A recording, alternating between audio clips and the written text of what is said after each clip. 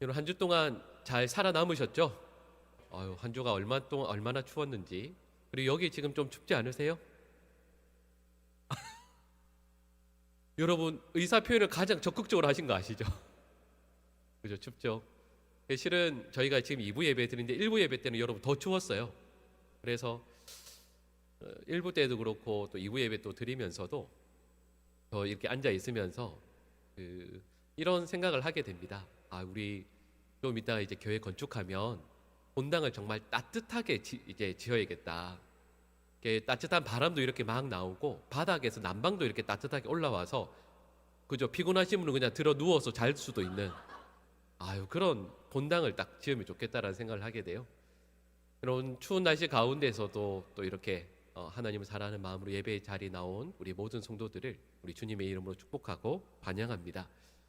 저희가 성경 말씀을 읽어보면 하나님께서 말씀을 통해서 저희를 여러 가지 이제 그림 언어로 비유하시는 내용들이 나옵니다. 근데 그 중에 하나가 우리 사람들을 나무로 비유하는 내용들이 나와요.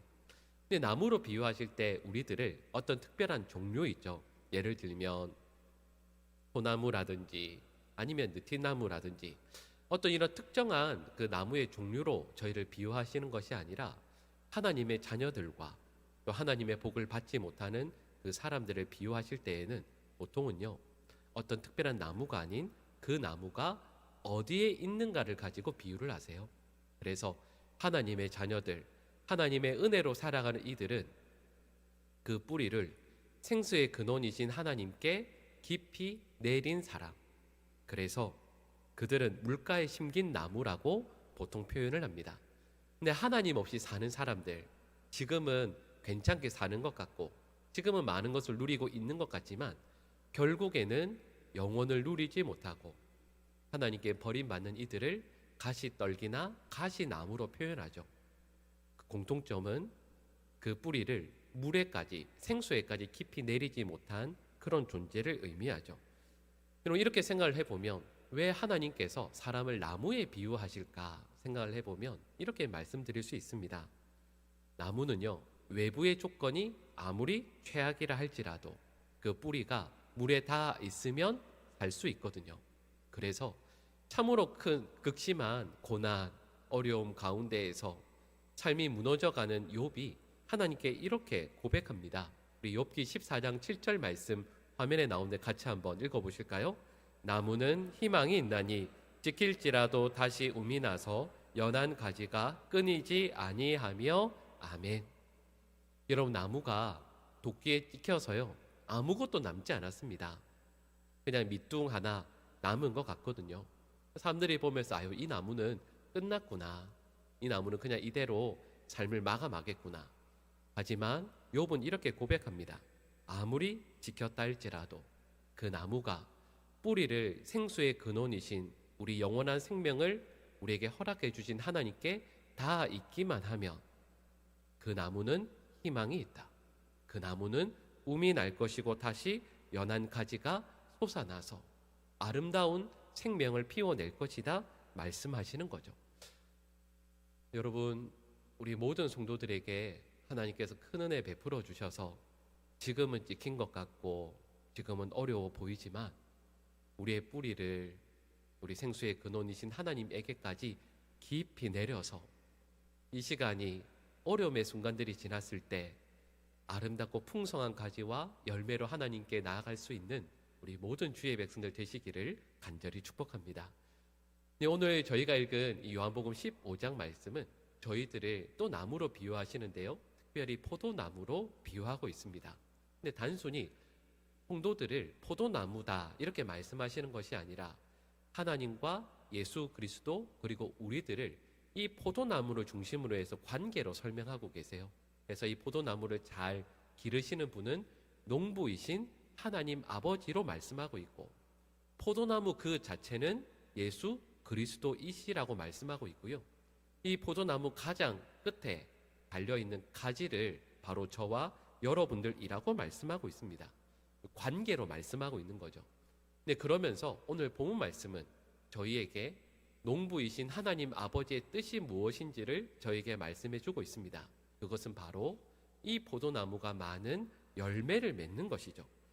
포도나무의 존재 의미는 다른 데 있지 않습니다. 아시겠지만 포도나무의 가지는 실은 넝쿨에 가까워서 보기에도 아름다운 나무가 아니에요. 관상용 나무가 아니죠. 그리고 포도나무에서 향이 나는 것도 아닙니다. 향나무처럼 아름다운 향이 나는 그런 나무도 아니고요. 그리고 또 포도나무는 실제로 땔감으로도 별로 가치가 없습니다. 포도나무가 존재하는 목적과 이유는 딱 하나죠. 바로 열매를 얻기 위함입니다. 우리가 잘 알고 있는 아름다운 그리고 맛있는 포도송이들을 얻기 위해서 포도나무를 기르는 것이죠. 그리고 우리는 신앙생활을 하면서 이런 내용들을 잘 알고 있습니다. 그래서 많은 성도들이 하나님 앞에서 열매를 맺기 위해 있습니다. 우리 이렇게 생각해 보시면 여기는 우리 모든 성도들은 착한 성도예요? 나쁜 성도예요? 그죠? 우리 다 착한 성도들이잖아요. 여러분 솔직히 우리 다 착하다고 생각하시잖아요. 우리 착한 성도들이에요. 여러분 착한 성도이기 때문에 하나님께서 원하시는 열매를 맺기 위해서 우리 모두는 애를 쓰고 있습니다. 예를 들면 이런 저희 목회자들도 그래요. 목회자들도 저희의 능력에 부족함이 있어도 그래도 불러주신 하나님의 은혜에 감사해서 최선을 다해서 하나님께 열매를 남겨드리기 위해 노력합니다. 목회자들뿐만 아니죠. 여기 계신 모든 분들 또한 마찬가지입니다. 여러분 이 추운 날씨에 이렇게 길이 미끄럽고 추운 날씨 가운데 이 먼 곳까지 여러분들께서 예배의 자리로 나오신 이유가 무엇이겠습니까? 우리의 마음과 삶과 정성을 들여서 하나님께 예배하며 그 예배의 열매를 하나님께 올려드리기 위함이 아니겠습니까? 이뿐만 아니죠. 여러분 여기도 춥지만 정말 추운 데서 봉사하시는 분들이 있습니다. 바로 주차 봉사하시는 분들이죠. 특히 겨울에 얼마나 힘드신지 이분들이 정말 수고를 많이 하세요. 그래서 저는 실은 주차 봉사하시는 분들 뵐 때마다 우리나라에서 가장 좋은 패딩을 다 사서 입혀드리고 싶어요. 그게 진짜 저 솔직한 마음입니다. 정말 수고 많이 하세요. 근데 그분들만 수고하시는가 하면 또 그것도 아니죠.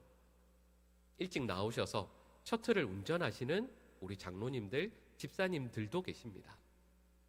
오늘 또 특히 로비가 추운데 로비에서 늘 안내하시며 봉사하시는 우리 집사님들, 권사님들도 계시고요.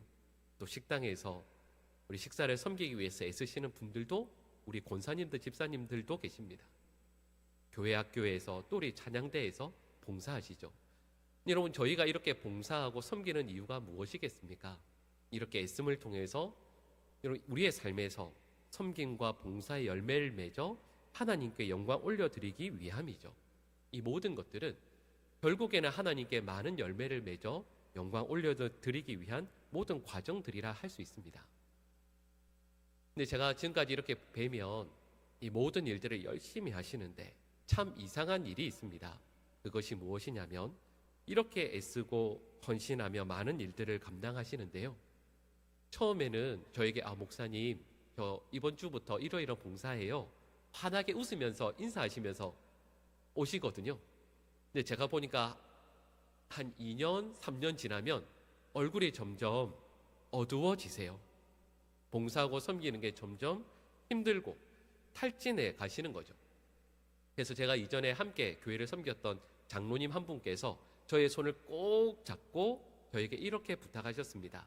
그게 뭐냐면 목사님, 다음에 목사님께서 어느 교회 담임으로 가셨을 때 사역이 하나도 없는 교회를 만들어 주시면 제가 그 교회에 등록하겠습니다.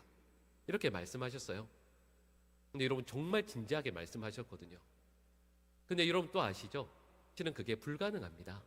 한 시간의 예배를 위해서도 너무도 많은 분들이 수고하고 섬기셔야 하는 것이 맞는 거죠. 근데 여러분 저희가 여기에서 기억해야 할 것이 있습니다. 좀 전에 말씀드렸던 것처럼 저희들 모두는 삶에서 또 섬김과 헌신을 통해서 많은 열매를 맺고자 합니다. 근데 그 열매는 항상 가지의 끝에 열리게 되거든요. 그래서 우리들은 항상 가지 끝에 집중하게 됩니다. 열매를 어떻게 하면 많이 맺을 수 있을까? 이 가지 끝에 얼마나 많은 열매가 맺히고 있는가? 순이 그리고 여기에 잎이 얼마나 많이 나고 꽃이 피어서 언제쯤 열매를 맺게 될 것인가? 여기에 집중하고 힘을 씁니다. 하지만 나무가 그리고 가지가 열매를 맺기 위해서 집중해야 할 곳은 가지의 끝이 아니라 바로 나무의 뿌리이죠.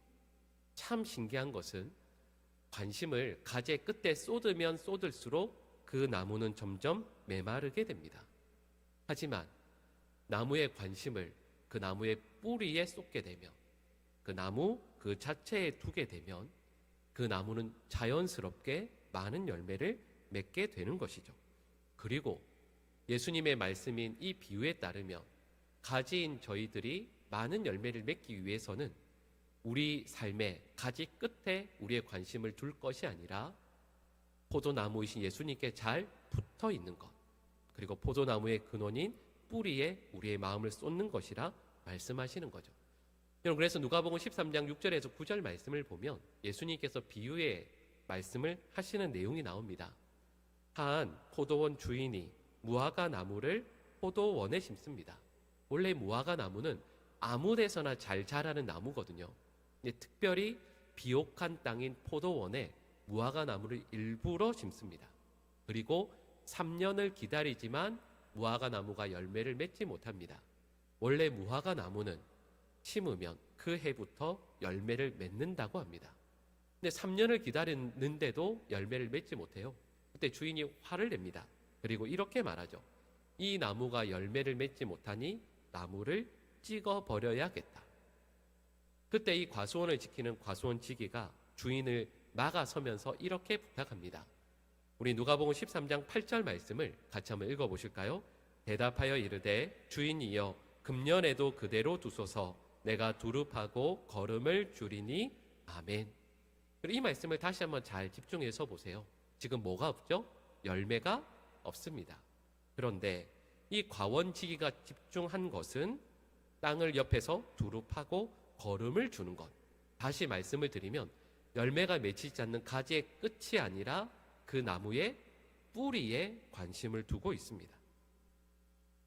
여러분, 열매는 가지 끝에서 결정되는 것이 아니라 뿌리에서 결정됩니다. 오늘 본문 말씀은 저에게 이렇게 말씀해요.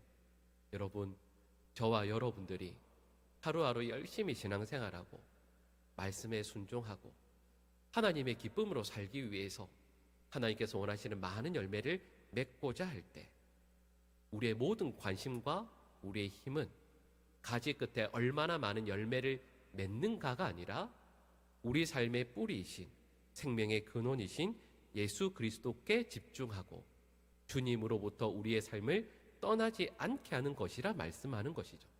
여러분, 저희들 신앙생활하고 있는데 이 하루하루 우리의 마음, 우리의 생각, 우리의 관심을 예수 그리스도께 더욱더 날마다 집중할 수 있는 저희 모두가 될 수 있기를 소망합니다. 그래야 저와 여러분들은 하나님 앞으로부터 진정한 기쁨을 누리게 됩니다. 그래서 시편 16편 11절 말씀은 이렇게 말씀해요. 우리 시편 16편 11절 말씀을 우리 같이 읽겠습니다.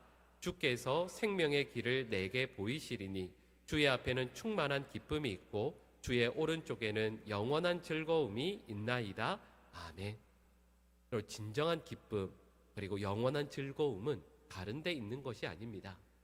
가지 끝에 우리가 맺는 그 열매 자체에 있는 것이 아니라 바로 우리 주님 앞에 있다라고 말씀해요. 우리에게 필요한 기쁨과 힘과 능력, 그 모든 것들은 다른 어떤 것도 아닌 오직 주님께로부터 얻을 수 있습니다. 여러분, 저도 저희 교회 부임한 지 벌써 4년째가 됩니다. 깜짝 놀라셨죠? 그렇게 늘 신선한 것 같은데, 그죠? 여러분, 저도 저희 교회 부임해서 특별히 코로나 시기에 부임을 했으니까요. 여러 가지 상황이 어렵지만 담임 목사로서 실은 조급한 마음이 들 때가 참 많이 있습니다. 그래도 이렇게 부임을 하면 교회 어떤 일들이 많이 이루어지고 또 교회가 부흥하고 성장하면 참 좋겠는데 이걸 위해서 뭔가를 더 많이 해야 되는 것이 아닌가라는 조급함이 들 때도 있습니다. 여러분, 그때 제가 늘 집중하는 것은 홀로 있는 목양실에서 아무도 보지 않는 그곳에서 하나님의 말씀을 펴고 말씀을 읽고 묵상하고 우리 교회 요람 아니면 우리 환우들의 명단 한 분 한 분 보면서 기도하는 거예요. 그리고 주님의 임재 가운데에서 저의 마음을 온전히 드리고자 더했습니다. 제가 어떤 일을 많이 해서가 아니라 담임 목사가 혹은 우리 교역자들이 또 우리 직분자들 모든 성도들이 주님의 임재와 주님의 은혜 가운데 머무르게 될 때 하나님께서는 저희들의 삶을 통하여 저희 교회를 통하여 아름다운 열매를 반드시 맺게 하실 것입니다. 여러분, 저희들의 삶, 이 한 주 또 이 한 해 저의 평생의 삶을 통해서 예수 그리스도와 함께 하나님의 임재 가운데 살 것을 날마다 소망하고 애쓰는 우리 믿음의 백성들 되시기를 간절히 축복합니다. 여러분, 오늘 저희가 읽은 이 본문 말씀 가운데에서 여러분 읽으실 때 혹시 두려운, 떨리는 말씀 있지 않으셨어요? 우리 오늘 본문 2절 말씀을 같이 한번 읽어 보실까요? 우리 2절 말씀 같이 읽습니다. 물은 내게 붙어 있어 열매를 맺지 아니하는 가지는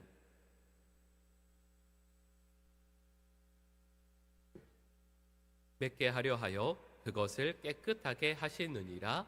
아멘. 2절 말씀을 다시 한번 잘 보시겠어요? 예수님께서 이렇게 말씀하십니다.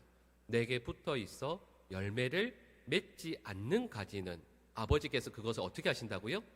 제거해 버리신다라고 말씀합니다. 아버지께서 저를 혹은 누군가를 우리 예수 그리스도에게서부터 제거해 버리신다라는 이 말씀은 너무도 두렵고 떨리는 말씀이죠. 열매를 못 맺으면 우리를 제거해 버리시는구나. 이 말씀이 두려워서라도 더 열매를 많이 맺어야 할 것 같습니다. 그런데요, 이 말씀은 실은 해석할 수 있는, 번역할 수 있는 가능성이 크게 두 가지가 있습니다. 제거해 버리시고 제거하다라는 이 말을 헬라어 원어로는 아이로라고 합니다. 근데 이 아이로라는 말의 원래 의미는 가장 중심되는 첫 번째 의미가 뭐냐 하면 여러분 저를 봐주시겠어요? 이런 거예요. 아이로는 뭔가를 잡아서 들어 올리는 것을 의미합니다. 이 말이에요. 여러분, 이걸 중심의 의미로 생각을 하고 나서 그 다음에 무엇을 하느냐에 따라서 이 말의 번역이 조금씩 달라지게 됩니다. 첫 번째 의미는 말씀드렸던 것처럼 뭐 하는 거라고요? 잡아서 들어 올리는 겁니다. 근데 잡아서 들어 올리는데 이걸 그 다음에 뭘 할 수 있냐면 이걸 옆으로 던지거나 치울 수 있죠. 그럼 이건 무슨 의미일까요? 제거한다라는 의미가 됩니다. 그리고 이걸 들어서 올리는데 만약 이게 좀 무겁거나 힘든 것이면 잡아서 들어 올려서 옆으로 치우는 것도 되죠. 그래서 나사로가 죽었을 때 그 무덤 앞을 막고 있는 큰 돌이 있습니다. 근데 그 돌을 어떻게 하죠? 옆으로 옮기죠. 그때 이 단어를 씁니다. 그러니까 이 돌을 살짝 들어서 옆으로 옮긴다라는 뜻이 그 속에 포함되어져 있죠. 그리고 길을 가다가 좋은 물건을 찾았습니다. 잡아서 들어 올려서 어떻게 해요? 그죠? 우리는 신고하죠. 근데 이 물건을 잡아서 만약에 내가 가지게 되면 취한다라는 뜻도 번역을 할 수 있습니다. 근데 여러분 좀 전에 말씀드렸던 제거해 버리시고 라는 이 헬라어 단어를 학자들은 보통 두 가지로 해석합니다. 우리 성경에 번역된 것처럼 제거해 버리시고 라는 말로 번역할 수 있고요. 그리고 또 두 번째 의미는 이 단어의 가장 근본적인 해석인 잡아서 들어 올린다라고 해석할 수도 있습니다. 두 가지 다 가능합니다. 여러분 저는 이 말씀을 준비하면서 한 주간 동안 이 말씀을 준비하면서 유튜브나 또 여러 책들을 통해서 포도농사 짓는 법을 열심히 공부했습니다. 저 나중에 은퇴하고 나서 포도농사도 지을 수 있을 것 같아요. 열심히 했거든요. 근데 제가 지금까지 공부하고 또 책들을 찾아본 바로는 이 본문 말씀에 대한 해석은 제거해 버리시고 라는 말씀보다는 가능하지만 들어 올린다라고 해석하는 것이 조금 더 합당합니다. 그럼 포도 농사를 지을 때 제가 봤던 내용들을 정리를 해보면 좀 어렵지만 쉽게 설명드리면 이렇습니다. 포도나무에 순들이 나요. 근데 보통 순을 중심으로 해서 그 가지를 치는 것인데 가지를 친다라고 했을 때 뭐 이게 실은 지역이나 상황마다 조금씩 다르지만 이렇게 말씀드릴 수 있습니다. 만약에 한 곳에서 가지가 한 4, 50개 정도가 나면 그 포도원의 농부는 가지를 한 4, 5개 정도를 놔두고 나머지를 다 쳐버립니다. 왜 그럴까요? 영양분이 몇 개 있는 가지로 가야만 예, 좋은 열매를 맺을 수 있기 때문이죠. 근데 거기에서 제가 알게 된 것이 하나 있습니다. 그것이 무엇이냐면 농부들은 한창 성장기에는 가지를 자르지 않습니다. 이 내용이 오늘 본문 말씀과도 직결되죠. 근데 그리고 나서 이 가지들이 몇 개 남은 가지들이 점점 자라게 됩니다. 그러면 그 남은 가지들이 자라는데 이 가지들은 우리가 알고 있는 여러 나무들처럼 가지가 위로 쭉 뻗지 않습니다. 포도나무의 가지는 어떻게 돼요? 밑으로 축 처지게 됩니다. 구불구불하고요. 힘이 하나도 없어서 땅으로 길게 내려가게 됩니다. 늘어지죠. 그래서 농부가 하는 일은 그 가지를 잡아 들어 올려서 울타리나 세운 나무 이런 데다가 그 가지를 묶습니다. 그렇게 하지 않으면 그 가지는 땅에 있는 세균이나 병균으로 인해서 썩어서 죽게 됩니다. 그래서 말씀드렸던 것처럼 그 가지를 잡아서 들어 올려서 울타리에 묶어줍니다. 근데 묶어주는 이 과정을 저희는 뭐라고 이야기하냐면 다듬기라는 용어를 쓰고요. 그리고 이 다듬기라는 이 용어를 헬라어로는 조금 전에 말씀드렸던 아이로라는 단어를 씁니다. 그리고 그 가지가 만약 땅에 그대로 있으면 썩어서 죽게 되니까 농부가 하는 일은 매일 포도나무로 가서 땅에 떨어진 포도나무 가지를 붙잡아서 하늘로 들어 올려 배에 묶어주는 일을 합니다. 이 일을 언제까지 할까요? 열매를 맺을 때까지 매일 이 일을 합니다. 여러분, 여기까지 말씀을 드리고 나서 우리에게 적용해 보면 이렇게 말씀드릴 수 있습니다. 여러분, 실은 이 과정은 우리의 삶을 그대로 보여줍니다. 우리는 분명히 하나님을 사랑하고 또 하나님을 믿는 사람이라고 우리 곁에 있는 이들도 이야기해 주고요. 우리도 그렇게 고백합니다. 하지만 저희는 이 주일이 지나고 또 월요일로 이 한 주를 시작할 때 저희는 시간이 조금만 지나면 죄를 향해 달려갑니다. 저희는 하나님의 말씀보다 죄를 더 사랑하고 죄를 더 좋아합니다. 주님께서 우리의 영혼에 은혜와 힘을 주시지만, 놀라운 평화를 주시지만, 그럼에도 불구하고 저희들의 영혼은 연약하여 늘 넘어집니다. 그리고 범죄하죠. 그리고 어느 순간 우리는 깊이 탄식합니다. 오호라, 나는 곤고한 사람이로다. 하나님으로부터 부름을 받았지만 죄와 사망을 향해 달려가는 악한 죄인이구나. 여러분, 이때 하나님께서 저희로 하여금 열매를 맺게 하시기 위해서 늘 죄를 향해 달려가는 우리를 붙들어 주시고 잡아서 다시 하늘을 볼 수 있도록 은혜를 허락해 주십니다. 이렇게 해주셨으면 정신 차리고 믿음의 삶을 바르게 살아야 할 것 같은데, 주님께서 우리에게 그렇게 책망하실 것 같은데 저희들은 여전히 정신을 차리지 못하고 죄를 향해 달려갑니다.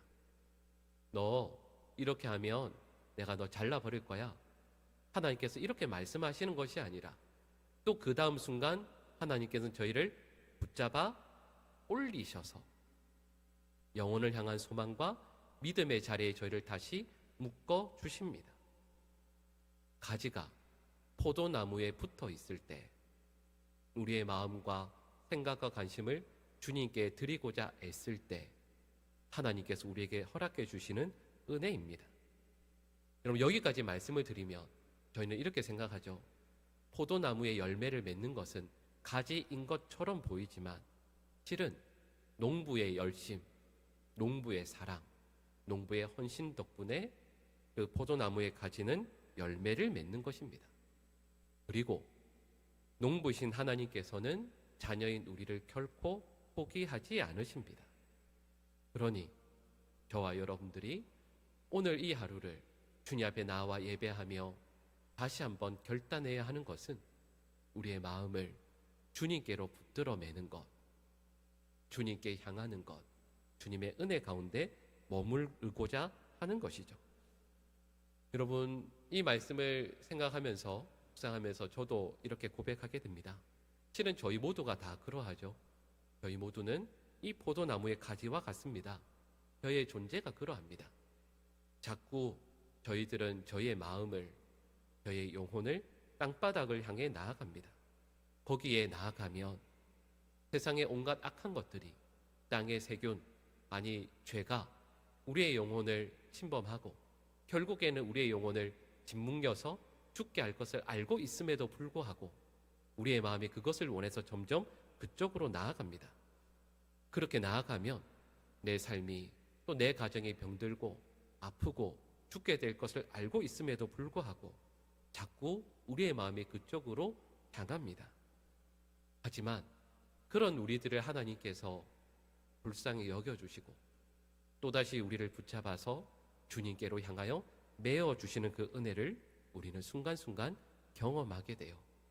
그래서 우리는 결국 하나님께서 기뻐하시는 열매를 맺게 되는 것이죠. 여러분, 저희들은 이 땅 가운데서 예수 그리스도를 믿는 하나님의 자녀로 살아갑니다.